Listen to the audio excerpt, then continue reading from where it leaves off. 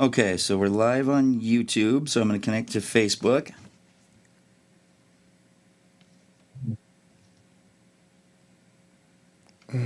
Okay. Yeah.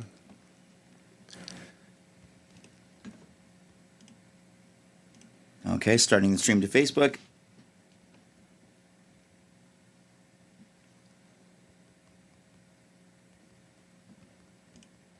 Okay, so we should be live there if you guys want to share that. Man, it's quiet with only one person in the studio. Making me self-conscious. You know, I was texting with Davis earlier and about our thing, Amy. Yes. And they're like, well, I'm out of the country. I'm like, you're out of the country? I'm like, yeah, Mexico. I'm like, that completely flew over my. I did not realize that was happening. Like, no clue. I am on a text thread where we text each other like 15 times a day, and I'm sure we talked about it here. Like, I just at no point did that enter my brain. Oh, yeah. Oops. I'm gonna turn my phone off. How about that? I actually knew that last week or a week and a half ago. Oh, I think it's clearly it's me. I'm the problem. Well, I texted them and I was like, "Hey, something about last week," and then Davis said, "No, next week I'll be traveling Mexico." So, Okay, and I'm ready when you guys are. I assume you're ready. Yes. Okay, very good. My dad says that. Very good. Very good. All right. All right, here we go. Let's start the commercial. Support for Wrong About Everything comes from Minnesota's credit unions. Credit unions are locally based, member-owned financial cooperatives that return earnings to members through higher savings rates, lower loan rates, and reduced fees. Visit mncun.org for more information.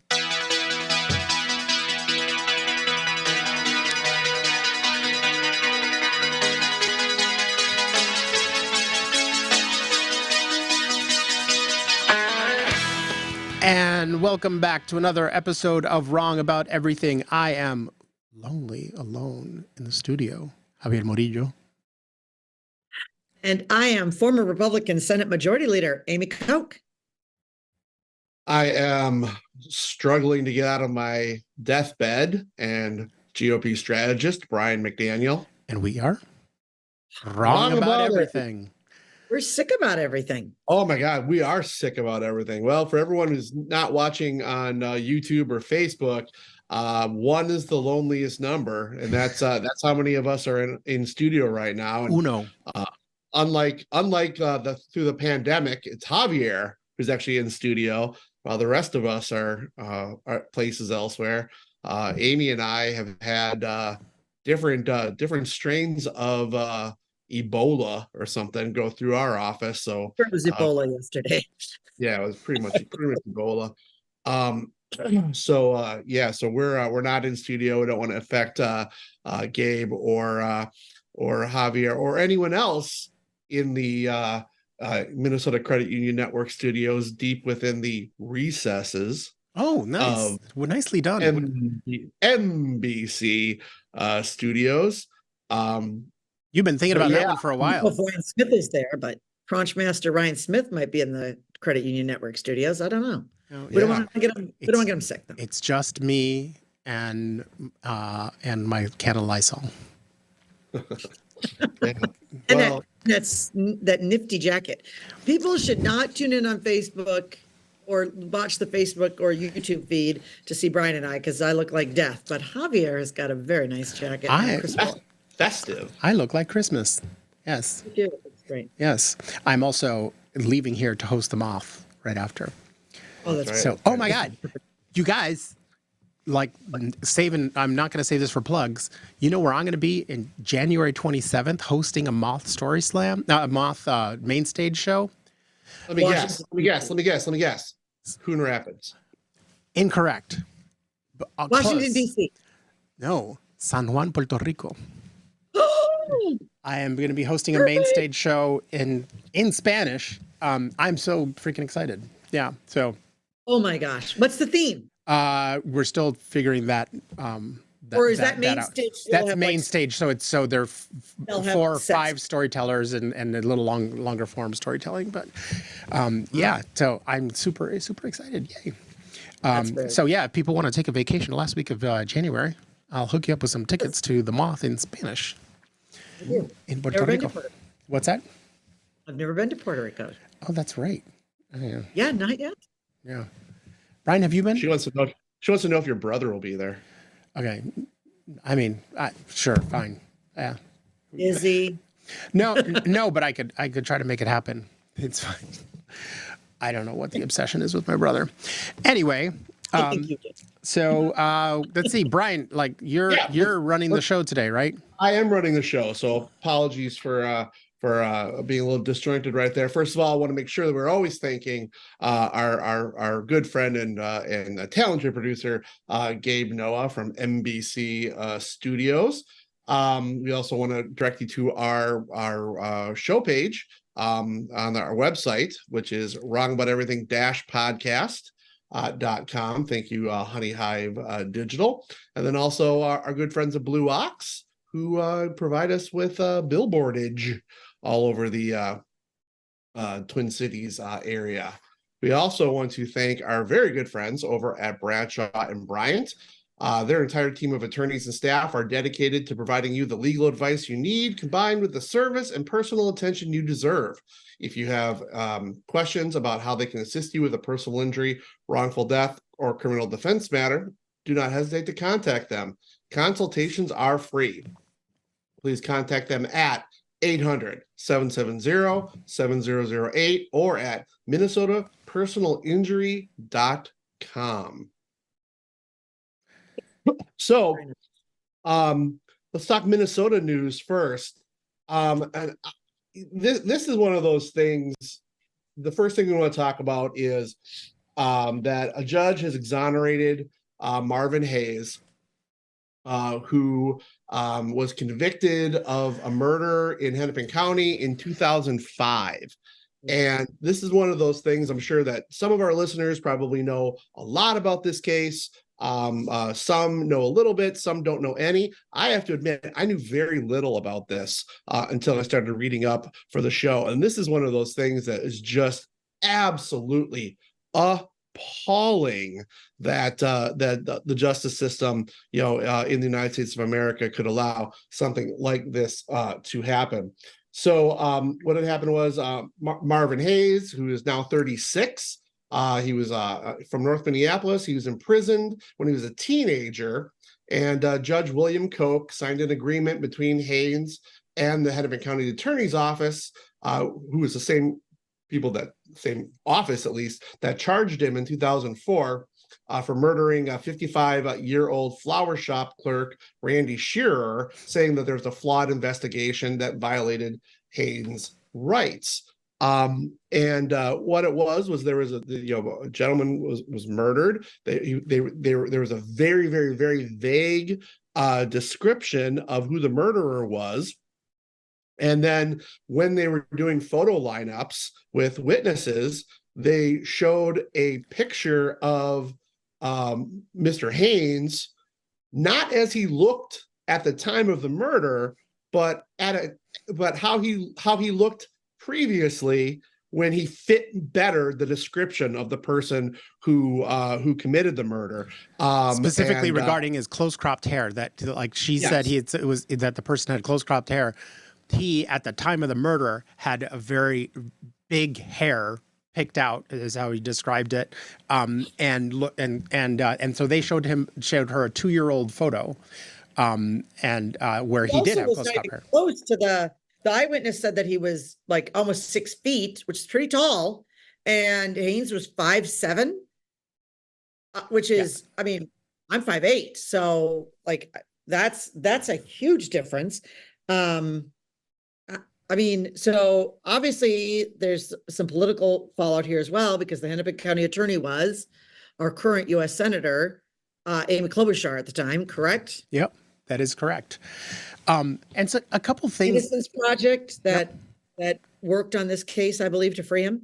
Yep, Innocence Project worked on it. This is the second exoneration that has happened for that convictions that happened under Senator Klobuchar's watch as Hennepin County attorney, and I did some digging around this yesterday, and both of those cases had the same lead prosecutor, a man named Mike Funstall, who is now retired from the Hennepin County prosecutor's office, and so it seems like maybe every case this prosecutor prosecuted should be looked at under the hood a little bit, because in both cases, in this one, like the what I would call, I don't know if it's not legally determined as misconduct, but I would certainly looks like misconduct.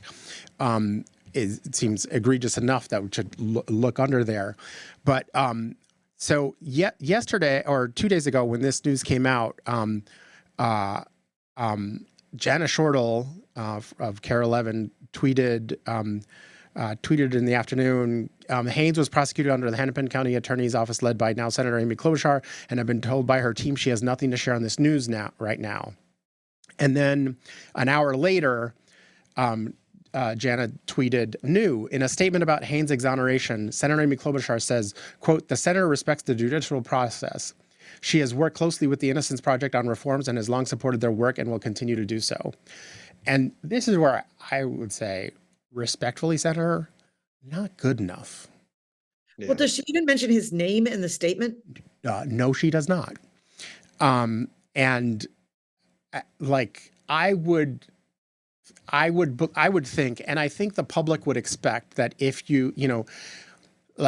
prosecutors are charged with keeping folks safe and all this, but this is the unfortunate, I think, ramifications of like what happens when there's like a big push to like jail people, that like police and prosecutors can take shortcuts, and then but we should expect that if your job is to rob people of their freedom because they have been found to be guilty of a crime, that if you find that you have wrongly robbed someone of their freedom, this should be very upsetting to you. This should be like existentially upsetting, I would hope, for a human being to have been responsible for taking away decades of a person's life. Well, or defend it. So the prosecutor that you mentioned, and Maggie is of course barking now, but the prosecutor that you mentioned, Margaret Thatcher. Please don't call her that. Well, now we're in trouble. Now she's in trouble. The Irish are going to jump on our. Irish are coming. Irish and the Welsh are coming after us.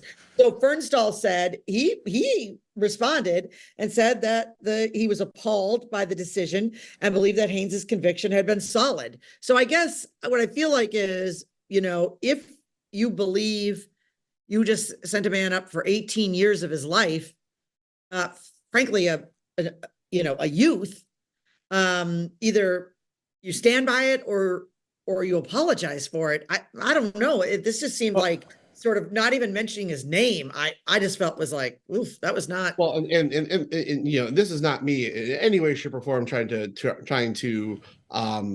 either I'm not trying to say that the prosecutor or Klobuchar did something inappropriate. I'm also not trying to defend them at all, but I will defend the process a little bit in that if there is either intentionally or not prosecutorial misconduct, then it's the job of either the public defender or the private attorney to raise this to the judge to say, this lineup was, the photo lineup was inappropriate. The judge then at the time, back in 2005, would have the opportunity to then say, yes, okay, this evidence or this identification was inappropriately or illegally obtained. That way we're throwing out the evidence. I obviously was not following this back in 2005, so do not know what happened there as far as like motions during the trial. But one thing I will say is that our system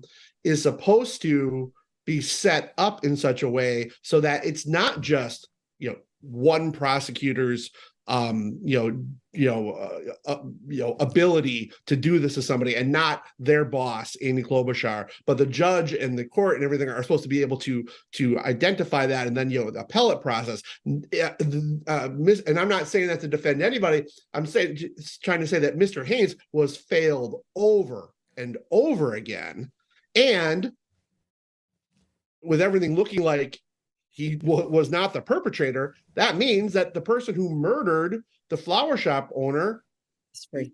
It's still free. still out there, quite potentially murdering more people. Right. And I mean, I think like important, I think, to say that when we say like, yeah, the system failed him, but the system didn't just fail him as an individual, right? That in many, many of these circumstances, and I don't know who his attorney was at the time, but often in situations like this, the attorney is a court appointed, like a public defender. Public defenders here and everywhere are overworked and really severely underpaid as compared to the public prosecutors in our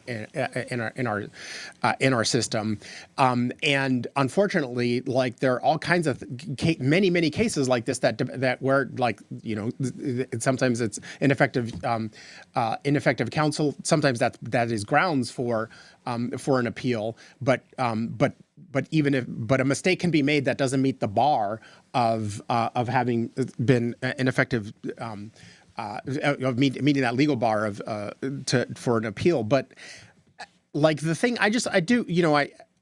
the thing that was frankly upsetting to me about Senator Klobuchar's statement is that she's no longer a prosecutor, and as a national leader on this, like, I mean, my honest advice to her, and I don't think she or anyone on her staff listened to this show because I've never been yelled at, and I would have if they have, but if like that.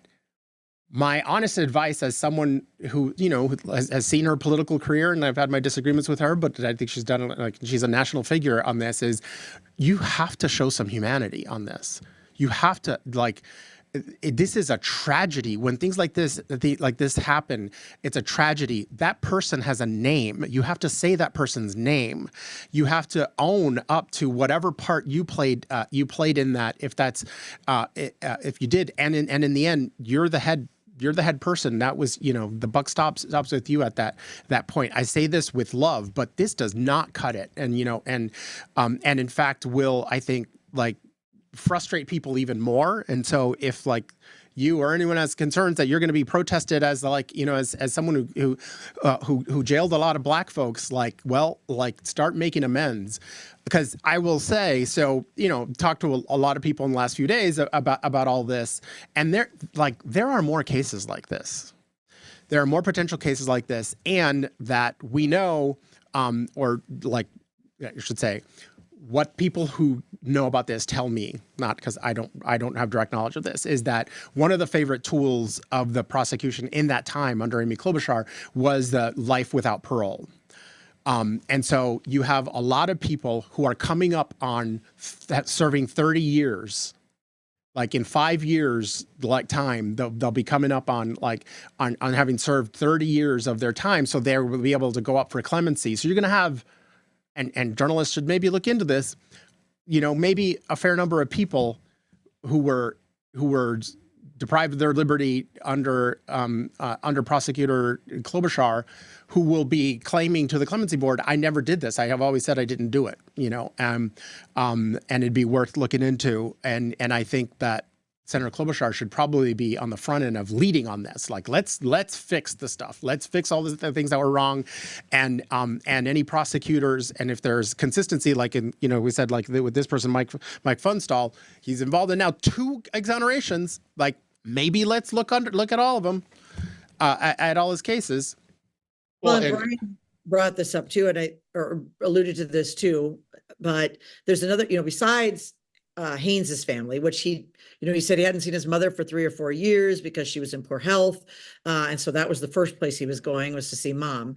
But there is the flower shop owner's family as well. Yeah. Now they're suddenly thrown into, we never got justice. Yep. Right. So I'm a big believer in justice, right? I'm a big believer in let's get folks and get the wrongdoers, and they have to pay you do the crime, you'd have to do the time. In this case, it is doubly victimizing because someone just spent 18 years for something they didn't do. And there's a family that now is thrown into, we never got justice for that loss. We never. Well, I have a little bit of, like, an odd not connection to this case, but when I was in high school, I worked at a grocery store that had been robbed. It's kind of an interesting story. The person who robbed it put us all in the cooler while of this grocery store while he was robbing us. Now, this wasn't the Brady Bunch where you're stuck in a cooler. We had a phone in there, so we called the police and they caught the guy. But when the police came to me to identify who did it, they had a big color picture of the guy who did it with smaller black and white pictures of other people around him. So quite obviously, I picked the person who I thought did it was the person in the middle, but ultimately, there was nothing where we had to testify because they said that they couldn't use us because the photo array that they had showed us was inappropriate. So this stuff, absolutely happens. It happened, to something I was connected to. This is why when people from my side of the aisle are so fire and brimstone, throw the book at everybody. I think that when you have real experience, both, and I have it as a lawyer in a lot of different ways, real experience, you can see how even well-intentioned people can get these things wrong. Right. Not to mention people who have biases and all the other things that lead to bad convictions. So we need to not celebrate the convictions. We need to celebrate having the sound process, because due process is what our government is trying to get. Not saying you're going to get a stern punishment for doing something wrong, but that Amy and Brian and Javier and Gabe and Davis and everybody else get treated the same by our judicial system. And that's what's been lacking a lot. And anyone who tells you it hasn't been does not have experience with the system. So I'm very happy for Mr. Haynes now, but just horrified for, losing 20 years of his life for something that by all measures looks like he was not involved with. So It's wild. Moving on to something else that I don't want to see ever happen again. Oh. Trying to pick a Minnesota flag. Good Lord. Now, the Minnesota flag is going to consume our fall and winter. The process of picking this flag, good Lord, it is so annoying. Now, here's the thing. It got political. I don't like the old Minnesota flag. I'm not going to defend the old Minnesota flag. There's a lot of reasons, either, with, kind of, what the story it's telling as it pertains to Indigenous persons. I just think it's an ugly flag. And my criteria for a good flag is something that a kid can draw. I think you want to be able to have kids be able to recreate the flag. So having a very ornate state seal in the middle of the Minnesota state flag does not make it easy to draw. With that being said, we had so many good choices for the flag. They've now narrowed it down to 6 and now down to 3. And the 3 that they have, they're fine, whatever. But I don't know why this has to be so drawn out. Have either of you been following this particularly closely? I have, but the thing that's I find amusing about it, I feel like the whole process beginning and end is very Minnesotan. Like the fact that it's drawn out, that there's lots of complaining about it, that there's lots of this, whatever is to me, the end of this story is everyone is going to have this freaking flag on their shirts at the state fair. Like the end result is going to be yeah, it's Minnesotan. The whole thing feels so silly. I will say, of the 5 finalists, the 2 that got knocked out were the 2 favorites. So yes, I agree. The star. I like the star flake. I love the star flake. I love the star flake. Star, and it was a snowflake, and I liked it. And it wasn't just because we actually know we met Brandon. He was on the podcast because he was around the Super Bowl time. Because he designed a skyway map for downtown Minneapolis to amazing for the Super Bowl. So remember, he had this idea that it could be a skyway, like a subway map with end, and it was actually brilliant. They never used it. It was a shame. But he also designed a flag that got knocked out. I think they're fine. There's the one with the stripes. It sort of has like a Minnesota to the left of it. I think Gabe's got it up now with a white star, and then there's the 3 stripes. That's supposed to be it's like sort of like the shape of Minnesota? I guess that makes sense. It looks like a soccer jersey, that one. Yeah, well, Yeah. look, yeah, I think that's supposed to be, I think it looks like kind of a K, or I think that's supposed to be Minnesota. Yeah, Yeah, yeah, no, no, I just that want makes people to sense. That know makes that. sense. The one that The other one is like waves, but also maybe a loon. yeah, I like that one. I think of the I actually I'm fine with I'm whatever. I don't like the other thing is like people like how often do you think about your state flag? I mean, A like lot. when you're a little Minnesota, kid, a lot.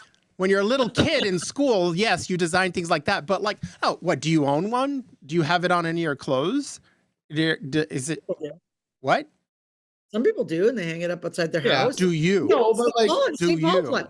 Do you? in our No. in our business, we see it a lot now. But like, I had one for years and years and years on a big staff that I held around. a cool flag, like Weirdo. I grew up in the Chicago area. The flag for the city of Chicago. That's a nice flag.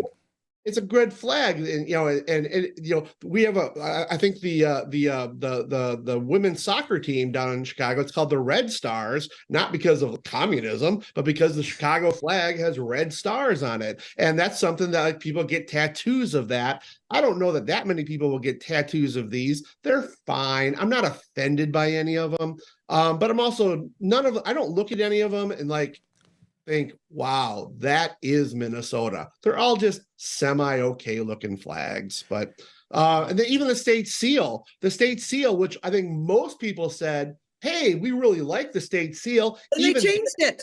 And then even that got controversial because all of a sudden you couldn't have the date of the state of Minnesota on it because that's racist, but it's the state seal. I mean, I like, but what is your definition of things getting political? They are making all kinds of decisions. Like the final seal looks almost exactly like the previous one. It just has like two design elements changed. And like, what is the difference between having French as a foreign language on the seal versus an indigenous language? Why is one of those choices political but the other not?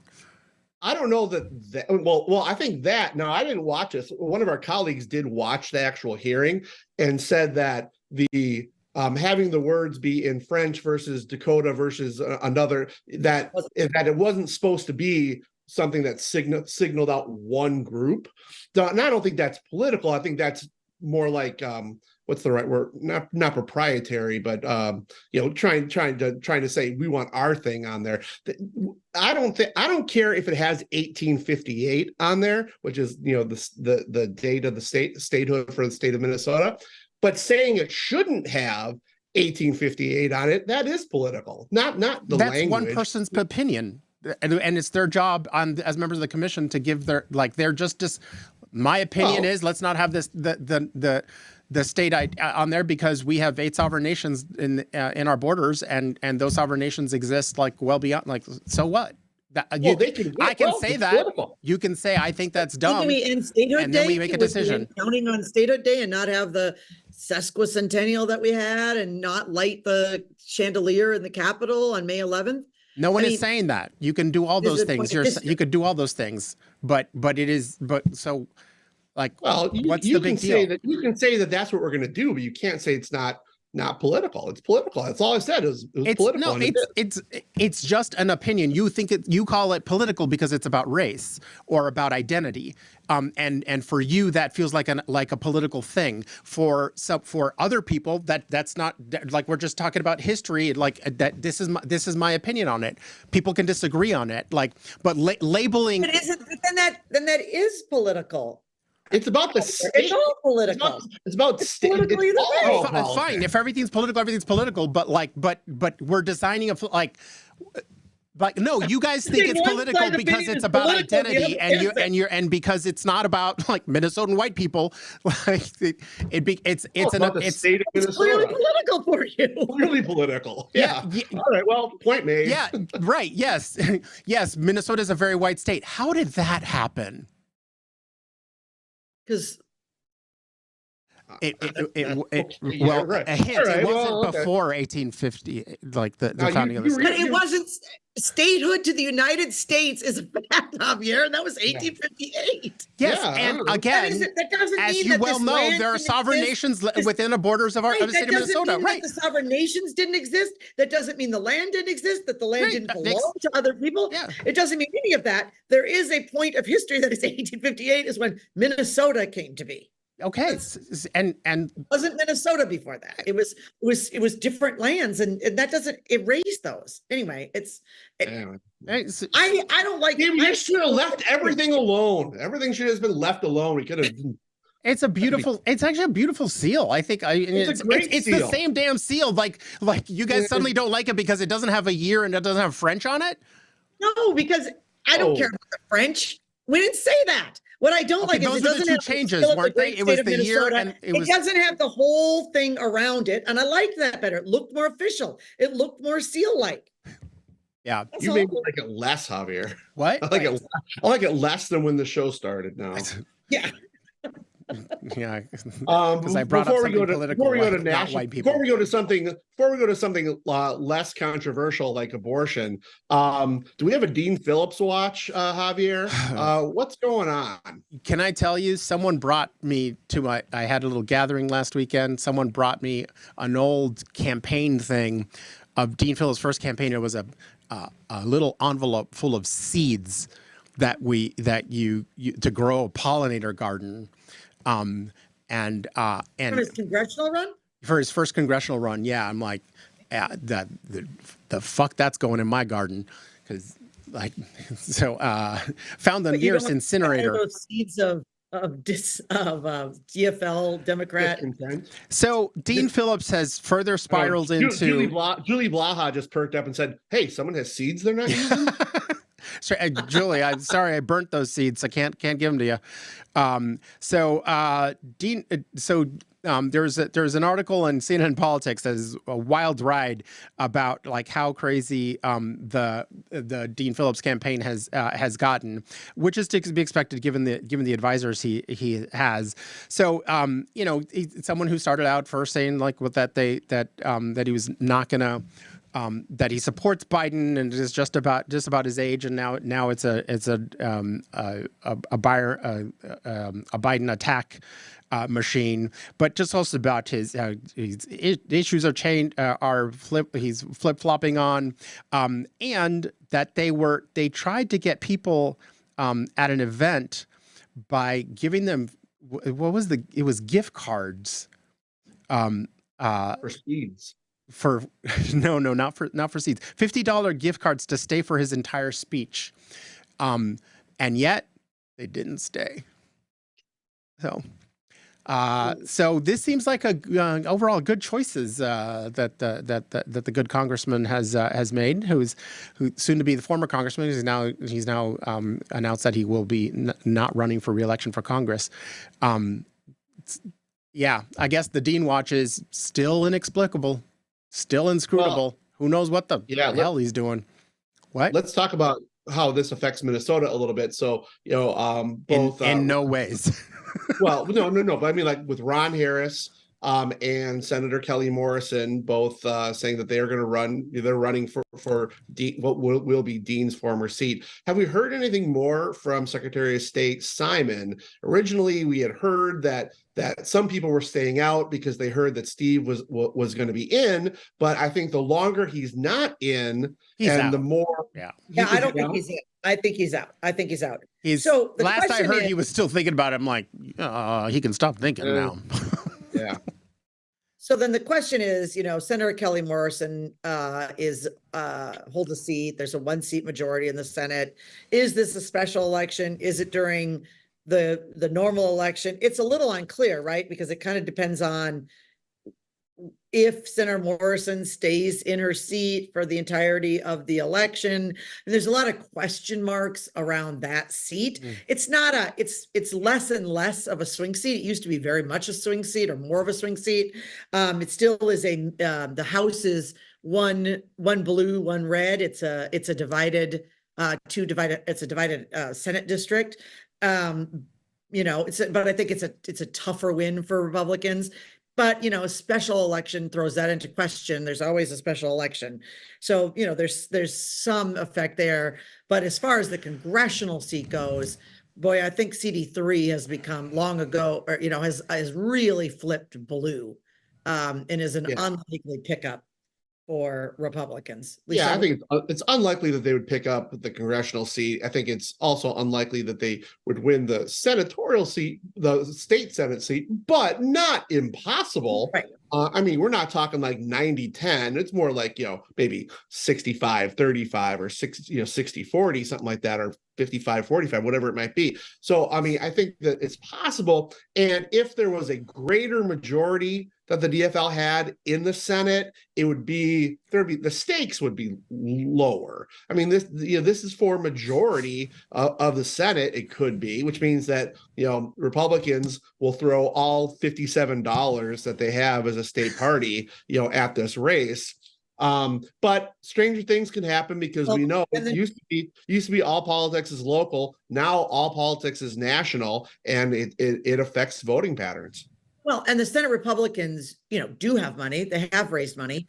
They were recently in the majority, so they have. And this would be a seat that's for sure up if Senator Morrison wins before the next time the Senate is up, because the Senate's only every 4 years. So there's no other senators on the ballot or at least at this moment, unless barring some unforeseen circumstance, in 2024. This would be the only Senate race either on the ballot or in a special election for the Senate to fight over.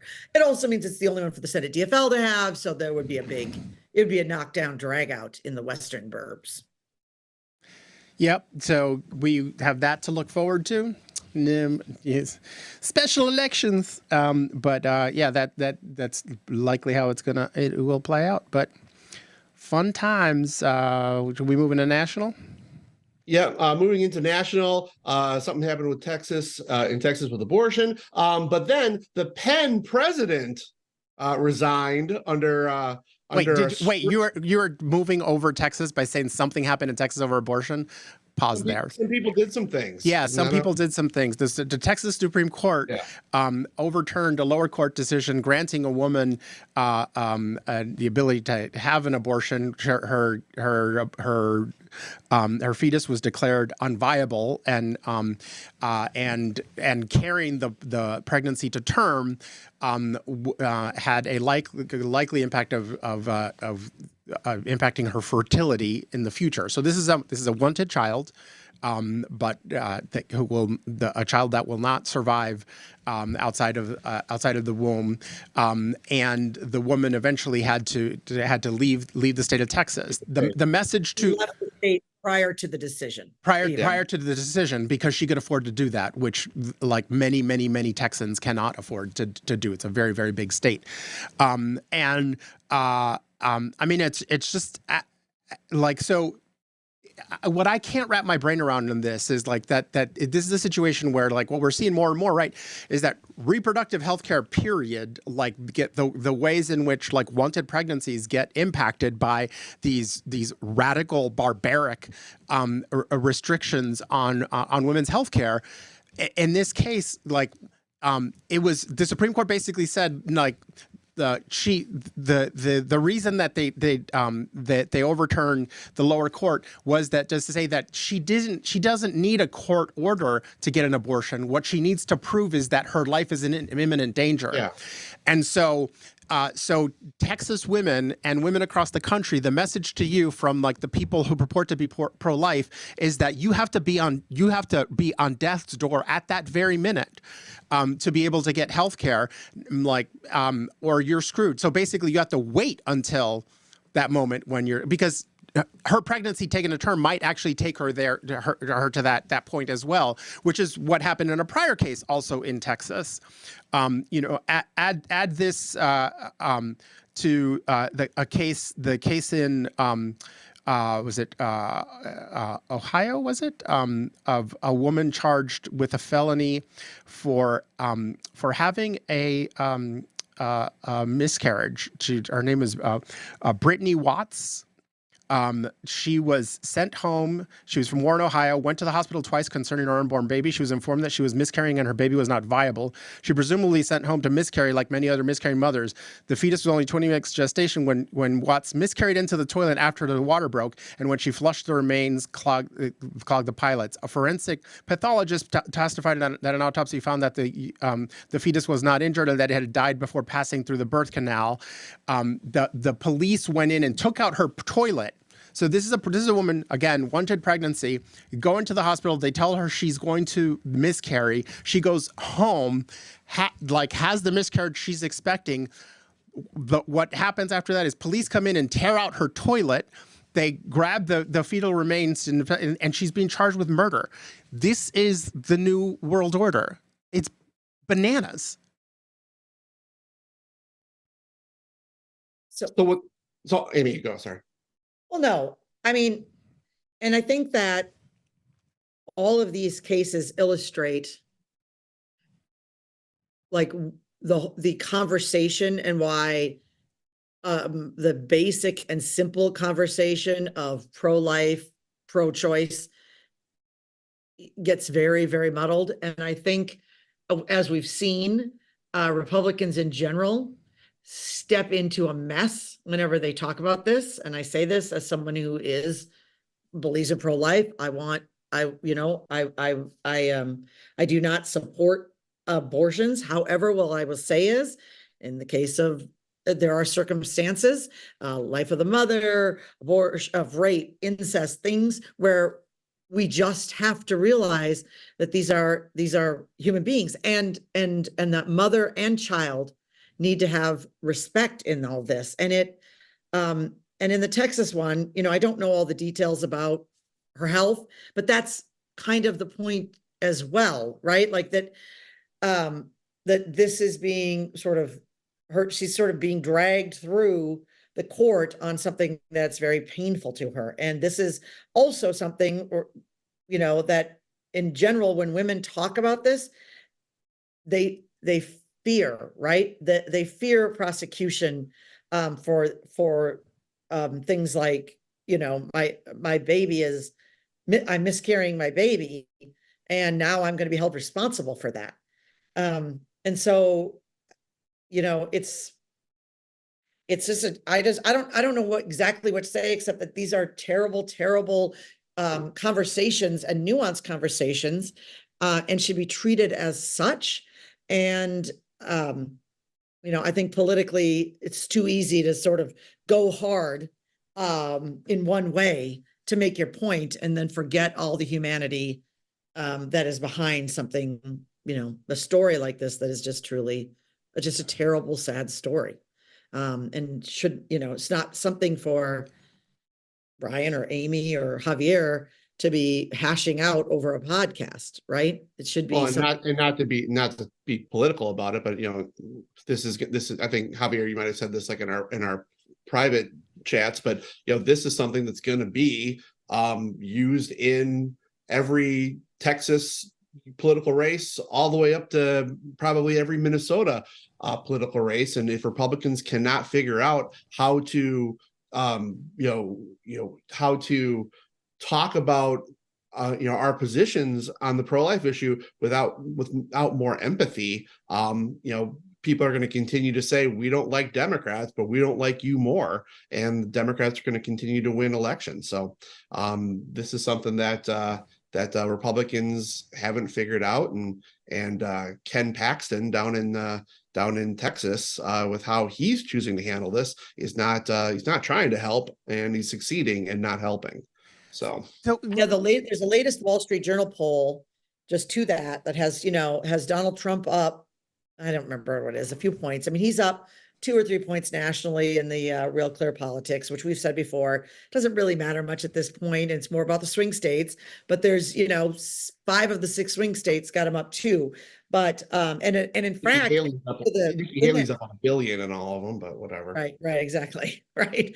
But in the polls by issue, GOP wins on like economy, crime, like there's a whole bunch of win. The abortion is a complete flip-flop.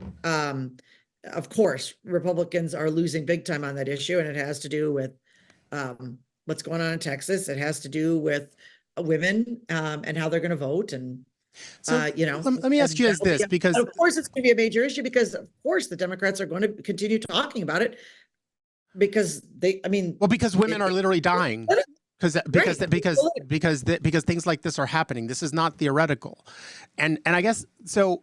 Look, listen. We've talked about this now a bunch on the show, and I hear you, the two of you, struggling with like, and you often describe it very similar as you do now. Like we have a messaging problem. We need to show humanity. We like this, but what I feel like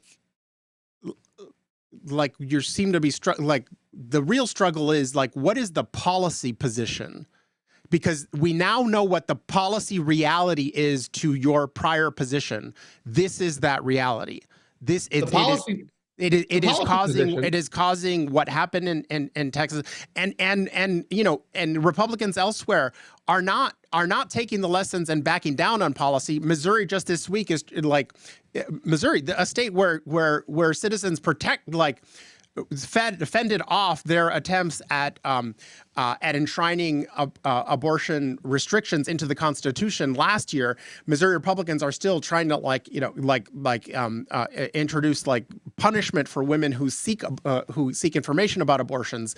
So, like, do you think at any point that you or any other Republicans will have a different position other than to say, I am generally pro-life, but that doesn't, but okay, we now know what that means.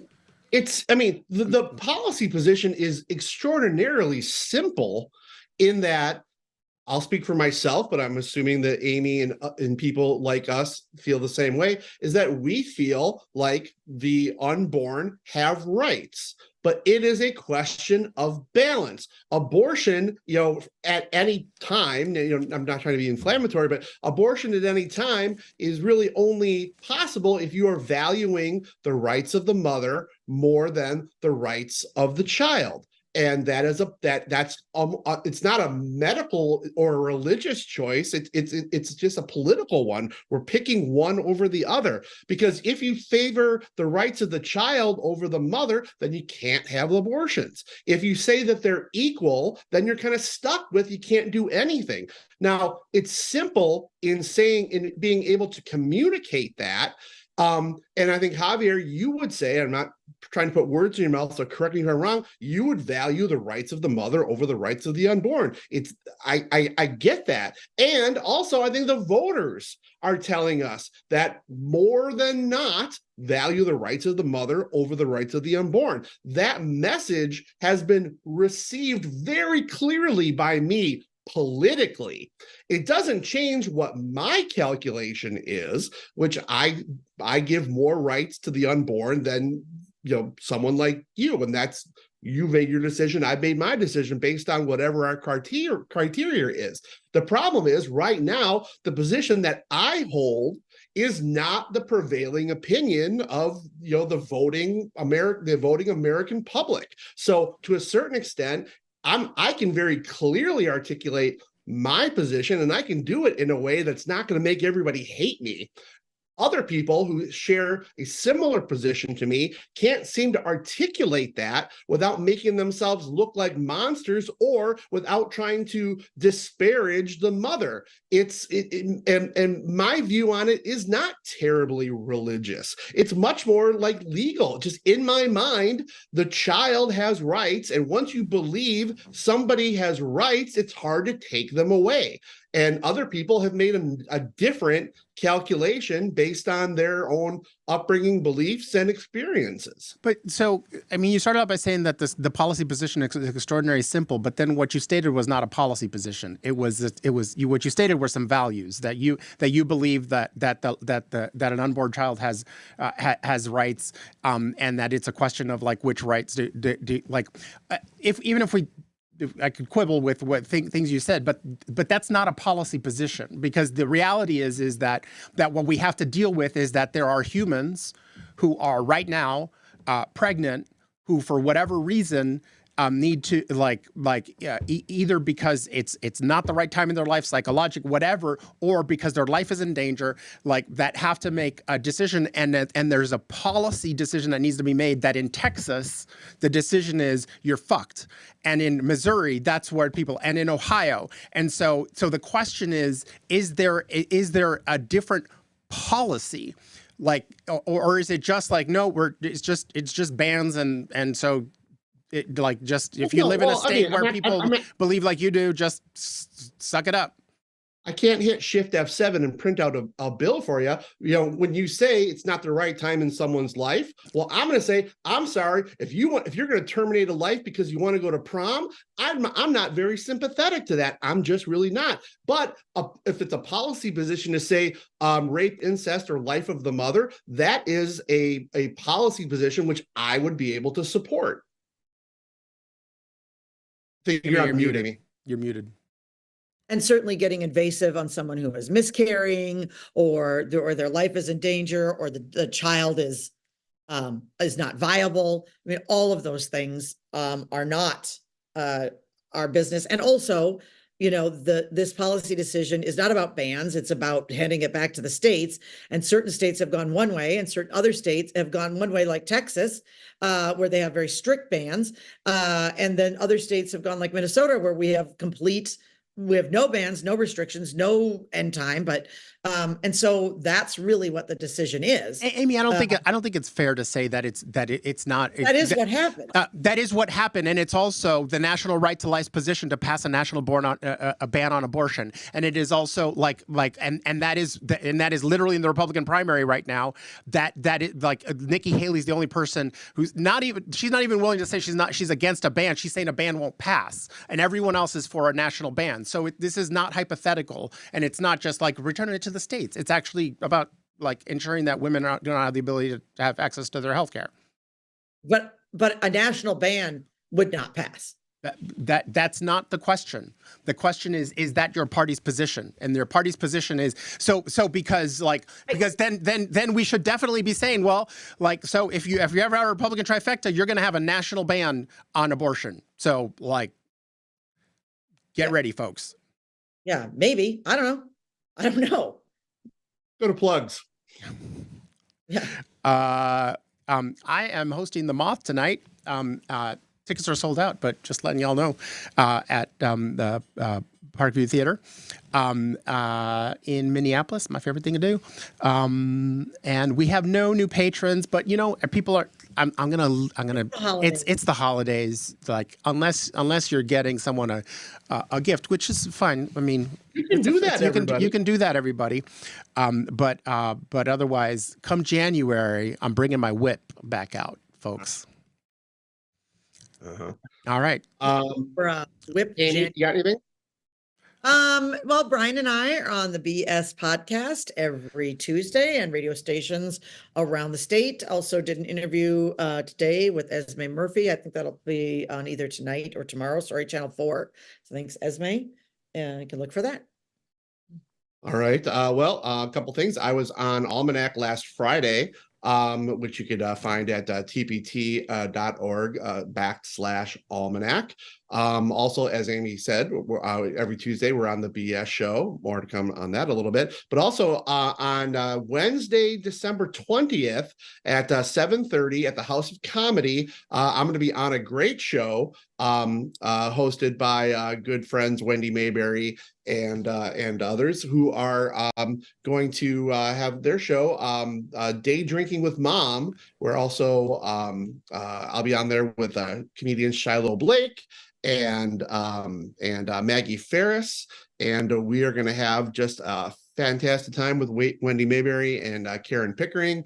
And so please go to the website there, come see us. It's a great show, a lot of professional comedians. I promise to be the least funny person there, but still passable. So come and watch the show. Well, we want to see you. But I'm going to get back to the BS show here for a second, because Amy was too ill to be on the BS show this week. So I actually had to do 2 segments. And as I was walking around my house on the phone with Bob Sansevier, I stepped on something squishy. Oh. And I Ew. looked down, and there was a severed bunny head on my living room carpet that my treasured pup, Rizzo, had brought in from the yard through the doggy door. So as I was on the air with Bob, I looked down, see that I'd stepped on a bunny head, and I screamed. Ah, So it was unpleasant. So even though Amy who was the murderess? Who was the murderess? she was Amy was vomiting profusely, I still think I had a worse day because I had to wash bunny goo off my foot. So anyway, Eek, yows. Can't even debate. I don't know. with that, Spanks and Things. Who wants to go first? I can. Well, Gabe, do you want me to try to share my screen? Oh yeah. Go. Yes. Yeah. Hang on 1 second. Let me get you in position here. So, But yeah. I'm going to do a double thank, although one is kind of a thank because we didn't cover. I'll start with this. How about Gabe while you're doing that? My thank is for Penn. So last week we talked about the university presidents from Harvard, MIT, and Penn that went in front of Congress and just couldn't say that if someone threatened genocide of all the Jewish people, that would be a violation of their bullying policies. Penn State removed Liz McGill. She'd been there for 20 months. She has been asked to step down and resign. There was a vote on, so that's my thank. I think that was right. But my spank is for Harvard. They had a vote on President Gay and decided to stand behind their president in those statements. And so this will be an interesting. It'll be interesting to see what happens to Harvard with students, student enrollment, donors, all of that. But I don't think that's the last we've heard of that. But so I'm spanking Harvard again. My thank, and this is just a feel-good thing. Let me know when you're ready, Gabe. I'm gonna try. Yeah. I mean, yep. I'm ready. Go for it. Yep. Go for Okay. it. Let's see what happens. Make it bigger. So we'll see what happens. I don't even know if you need video, but if you can see in this video, this is a kind of amazing. It's a picture of dark water and lights shining into a water, and there's figures floating on the water. What happened is in Duluth, Minnesota, and this made national news, so we love that in Minnesota. But the aerial lift bridge, an owner was walking their dog, a little pit bull, and the pit bull broke free of the leash and fell into the waters below. And it's dark. And if anybody's been up to Duluth knows, the waves are very, very, here you can see the boat coming in. The waves were 8 feet high. The dog was struggling. The owner managed to call 911. The fire department arrived in time. This is, by the way, Duluth, Minnesota, December, freezing cold, 8 foot high water. The police launched a boat. But of course, had to take time to launch the boat, get it in the water, get it around. In the meantime, one of the officers jumped into the water with an ice suit on. Couldn't bring the dog. The dog was struggling, obviously, and the dog kept slipping. They said he kept dropping below the surface of the water.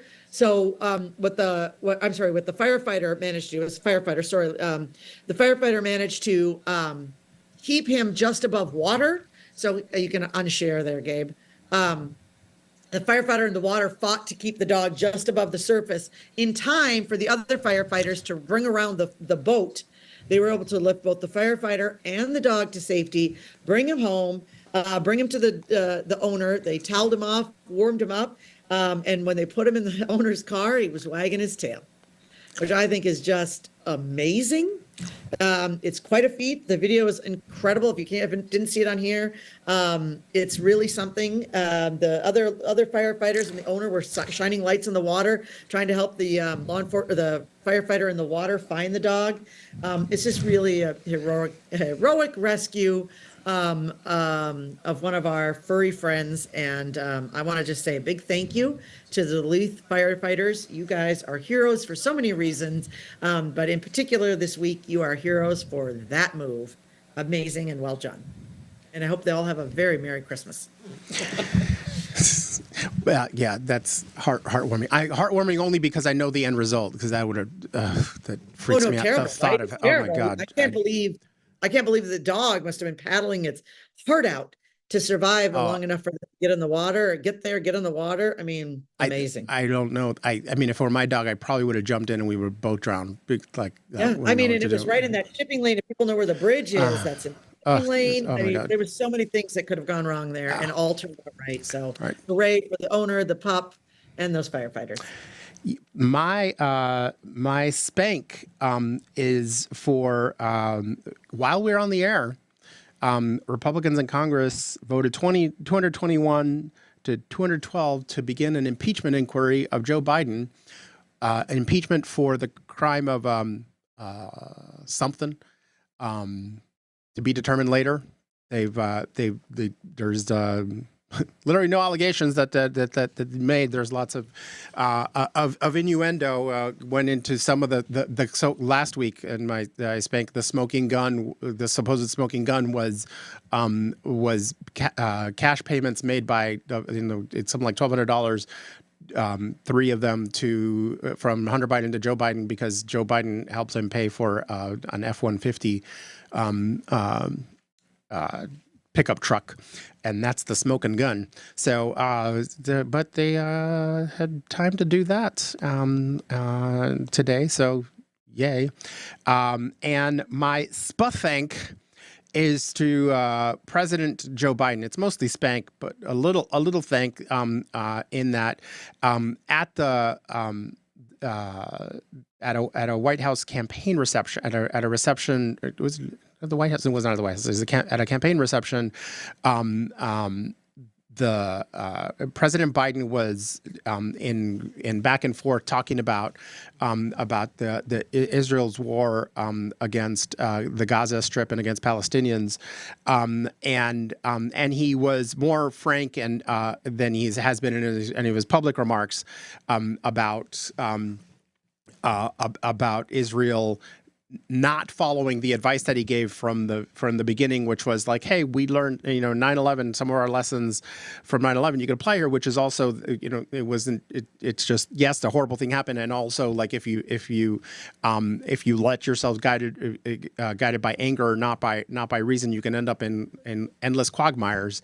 And he was critical of members of Bibi Netanyahu's cabinet who are explicitly and overtly racist, and who are explicitly and overtly say all the time the thing that upsets people so much when Palestinians say it, which is like one state from one coast from the ocean to the sea or whatever. That's both sides agree on that. Wanting to exterminate each other, that sucks. And he's, is critical about the fact that that no one in the Israeli government is willing to say that a political solution is what is needed. Why it's a spathank is because it would be nice to have that kind of candor to the American public. Like the president's numbers on this are bad, I think, for a lot of reasons. One of them being that people Democrats especially really split on the one-sidedness of this. The United Nations right now, like the number of children who are dying in Gaza, it is astounding. And understand that we, like the majority position, Joe Biden's position, the majority, and what narrow majority of the U.S. support is by far the minority position in the world. The U.S. vetoed a UN Security Council resolution. Everyone else voted for it, with one, and Great Britain abstained. The world is watching with horror what's happening there. There's no plan. And to be clear, Hamas, if we were going to uproot Hamas, which is what they say the goal is, then they'd be bombing Qatar right now, because that's where leaders of Hamas live. That's where the funding goes. That's who they negotiated with to release the hostages. It's a sad farce, and thousands of people are suffering right now and are on the verge of catastrophe by warnings there. So Joe Biden, maybe be as frank with the American people as you are at private events. That's must think. All right. Well, I guess I have two spanks. I'll start with the more serious spank, which is I guess the country of Colombia. I don't even know how exactly to say this, but a Minnesotan activist among activists. Sorry, I'm having problems with my phone. Toujours, yeah, toujours. Yeah, toujours. Who was connected to a client of me and Amy, went to Colombia to meet a woman, which maybe would have been a bad thing to do in the first place. But while he was there, he was kidnapped, held for ransom, and eventually murdered. And the ransom amount, $2,000 American. Unbelievable. So and it is so Which sad. they agreed to pay, by the way. His family agreed to pay. But they just killed him, stabbed him over a dozen times, dumped him in a ravine. And it's a horrible thing for for the people that we know. I don't know him personally, but I know people who know him personally. And they are very upset, very devastated, as one would imagine. But the world is a very dangerous, sad place filled with people who are just very willing to do harm for what we in America would consider a very small amount of money. And when I read this, I paid more attention to it just because of the local connection. But the more I read about it, just the gentleman was about my age, and just makes me very sad for him and for the world. So our condolences go out to his friends and family, and it is just a very, very, very, very horrible thing, and I'm very sad. My second spank is going to be to the city of San Francisco. It's a little bit of a thank, I guess, by their guess, because their baseball team, the San Francisco Giants, was able to finally sign a free agent. They signed Korean outfielder Jung Ho Lee to a six-year, $113 million contract, and that is something that I'm sure San Francisco baseball fans are very excited about. But the big prize this week was Japanese baseball player Shohei Ohtani, who signed with the Los Angeles Dodgers for 10 years, $700 million, with well over $600 million of that deferred.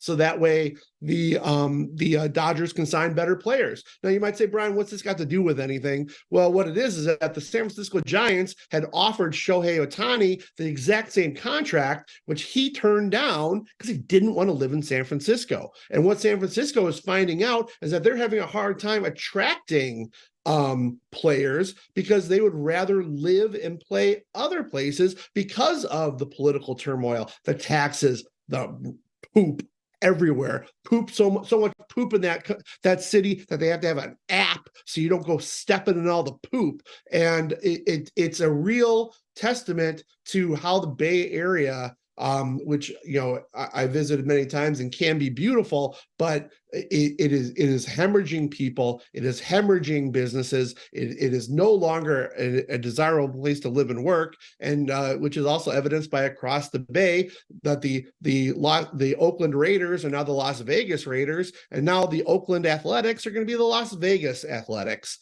So I think that major American cities need to see that sometimes you have to actually do the business of governing and not just placating, your greatest and biggest woke tendencies. So in any event, San Francisco, you're spanked. So with that, I am Republican strategist and Twin City Sugar, Brian McDaniel. I am recovering nicely. Thank you for all the kind words. Amy Koch. I am in the Christmas spirit. Oh, I forgot to talk about my Barbie Christmas tree. It's lovely. It's amazing. That's my theme tree this year. Javier Morillo. And we are Wrong about everything. Take us away, Gabe. that Barbie Christmas tree.